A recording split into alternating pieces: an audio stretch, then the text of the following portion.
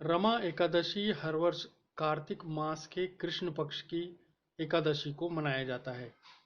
इस वर्ष रमा एकादशी व्रत 11 नवंबर यानी बुधवार को यानी आज मनाया जा रहा है।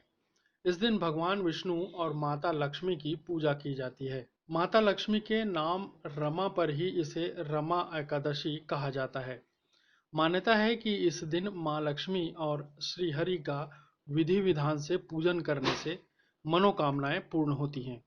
कहते हैं कि जो लोग रमा एकादशी का व्रत रखते हैं उन्हें व्रत कथा जरूर सुननी या पढ़नी चाहिए। मान्यता है कि ऐसा करने से शुभ फल की प्राप्ति होती है।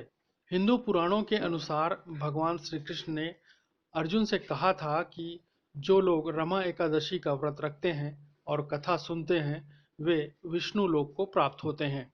रमा एकादशी की व्रत कथा एक संपूर्ण पौराणिक कथा है, जिसके अनुसार एक नगर में मुचुकुंद नाम के एक प्रतापी राजा थे। उनकी चंद्रभागा नाम की एक पुत्री थी। राजा ने अपनी बेटी का विवाह राजा चंद्रसेन के बेटे शोभन के साथ कर दिया। शोभन एक समय बिना खाए नहीं रह सकता था। शोभन एक बार कार्तिक मास के महीने में अपनी पत्नी के साथ ससुराल आया। तभी रमा एकादशी व्रत पड़ा। चंद्रभागा के गृहराज्य में सभी रमा एकादशी का नियम पूर्वक व्रत रखते थे और ऐसा ही करने के लिए शोभन को भी कहा गया। शोभन इस बात को लेकर परेशान हो गया कि वह एक पल भी भूखा नहीं रह सकता, तो वह रमा एकादशी का व्रत कैसे करेगा। वह इसी परेशानी के साथ पत्नी के पास गया और उपाय बताने के लिए कहा।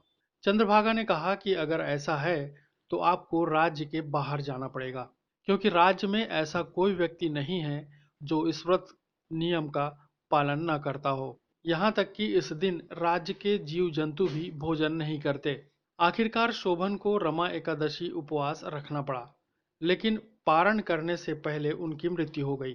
चंद्रभागा ने पति के साथ खुद को सती नहीं किया और पिता के यहाँ रहने लगी।